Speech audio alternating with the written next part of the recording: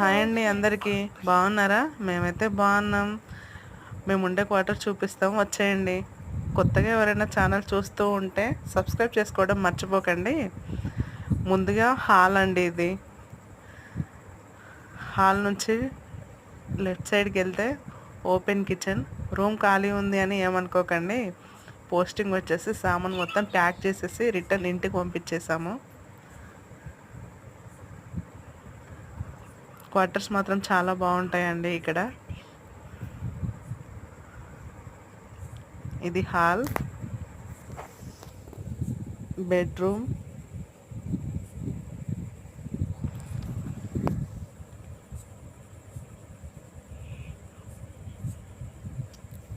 Washrooms అండి.